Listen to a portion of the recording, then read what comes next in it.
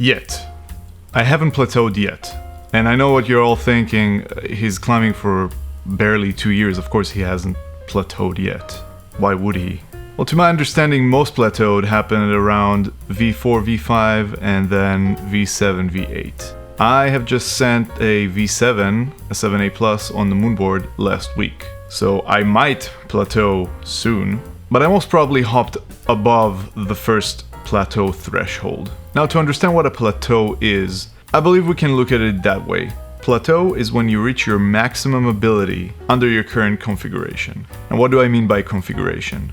Everything from the climbing you're doing, to the strength training program you're having, to the food you're eating, and the rest and sleep you're getting. If you don't change anything in any of those areas, and you reach a certain ability within your climbing but you don't manage to break through, I think that's when you can call it a real plateau. And there is a really in-depth, incredible video about plateaus in general. If you want to check it out, I'll put it in the link in the description below. It's from the power climbing company. Their content is really incredible. So what are you doing watching my video? Go watch theirs. So while my ring finger is still a bit achy, I thought I would do that video because I had some time in the past video since I sent that V7 on the Moonboard to think about that. And I thought that I would let you all know what I've been doing in my climbing. That is not to say that anybody should do that, because I am a beginner. I am not an expert.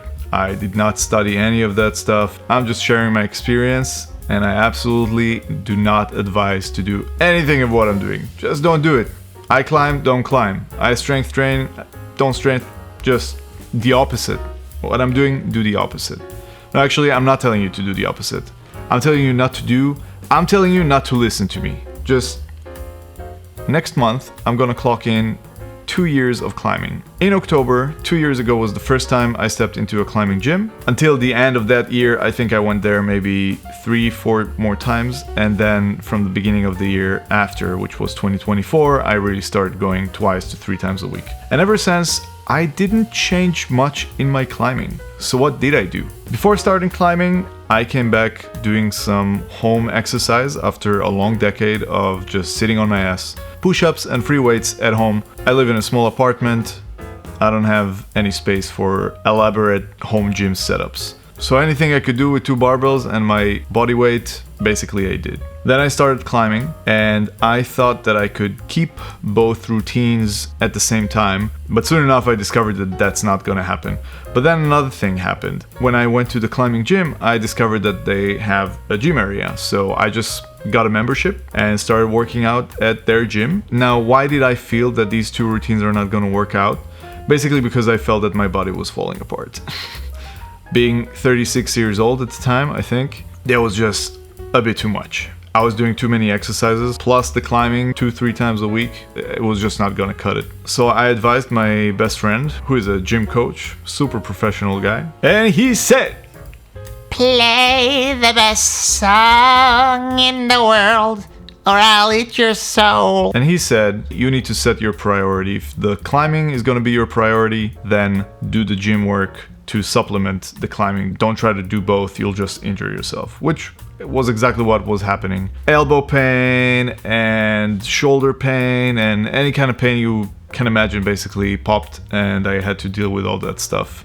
You need your pull-ups, clearly. You need your bench press, you need your squats, and you need your deadlifts. And honestly, since then, that's all I've been doing. The one thing that I think set my climbing a bit apart from your usual climbing newbie is that I hopped on the Moonboard way early. If you're new to the channel, well, everybody's new to this channel because this channel is new and small. Let's make it big. But if this is the first time you're watching any of my videos, I started climbing on the Moonboard around 4 months into my climbing at 25 degrees and around 6 months into my climbing on the big boys and girls Moonboard at 40 degrees. And I got injured. I injured my finger, I strained a pulley probably, and I had to take 2 months off. Not of climbing, but of the Moonboard. Now, having gotten into Moonboarding super early meant that I got crazy gains very quickly. That was the first thing that changed in my climbing across these 2 years. The second thing that changed is that after I got injured, as a rehab protocol, I started hangboarding, which really helped, and I kept on hangboarding ever since. What hangboarding gave me is super healthy fingers. Putting the obvious gains aside, all my fingers basically in my first 8 months of climbing were kind of achy. I don't know how to describe it, just I could feel them all the time, all of them. And when I started rehabbing my ring finger, all that achiness and tweakiness disappeared in all my fingers. So I kept on going and kept on adding weight as time passed. So that was the second thing that changed in my climbing across these 2 past years. And other than that, nothing have changed. I don't have any sort of training program or like a climbing program with goals and anything. Not really. What I feel that I do and that helped me to prevent a plateau is just pushing. I'm super in love with that feeling of trying a move that seems impossible and making it possible within a session or 2 sessions or 3 sessions. And I think that this is the second main reason that prevented me from plateauing till now. The main reason, I believe, is the moonboard. Because the problems always stay there and they never change, you can just grind and grind and grind until you break through and make that move or send that problem, which is something that you're never gonna have in the gym. If your gym is average setting like mine is, it is very difficult to move through the upper grades.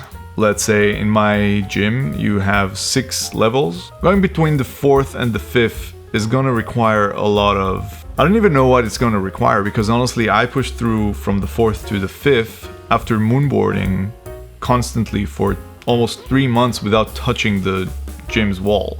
And then when I came back to the gym, climbing on the problems set at the gym, all of a sudden I could do 5s. Had I only climbed at the gym, I don't think I would have been able to push through from level 4 to level 5, simply because the problems aren't set in mind, or at least it seems to be that they don't, to enable you to transition smoothly from one level to another. I think it's a huge problem. But the moonboard gave me so many gains and I got so much stronger that I could just at least power through maybe some stuff with poor technique, but once I could power through, I could work back on doing those moves with proper technique, which is another thing that I think kept me from plateauing. Climbing mindfully, climbing problems and analyzing how you climb them, taking videos, looking what you did good, what you did wrong, repeating those problems and try to climb them better. Which makes me think also about the time when my finger was injured. I had a lot of time of moving around on very easy boulders and a vertical spray wall basically that I have in my gym, and really working on my footwork. But that made a huge difference. So the way I perceive what has to be done when you're plateauing, or let's say when I will plateau, you gotta examine which link in the chain has to be altered or has to be changed. Maybe you're doing too many strength training exercises and you're always showing up at the gym pretty run down and you don't have energy and your CNS is completely pooped to have a quality session. Maybe you're climbing too much and doing too little strength training and actually you have some weak links in your body. I haven't been there yet and I'm not an expert. Like I told you, don't listen to anything I say. You can listen, don't take it to heart. But I can't help thinking that this is probably what it is, because I'm still marching through. I haven't changed anything within my diet, my rest, it's all the same. And for now, progress doesn't seem to stop. And that makes me pretty hopeful actually, because I feel that once I will hit that plateau, it might be pretty clear to me what has to be worked on, since for the past 2 years, I haven't done any shoulder exercises. I know for certain that I need to work on my mobility. I am stretching before I'm climbing, but I'm definitely not doing enough. So, for example, because I'm doing everything the same for the past 2 years, I think it would be a bit easier for me to detect what's the weak link. I don't know. What do you think? Have you run into a plateau? How did it feel? How long did it take you to understand that that's a plateau? and what did you do about it? Actually, I did start climbing on the campus board just in the past 2 weeks, kind of out of curiosity to see what I could do.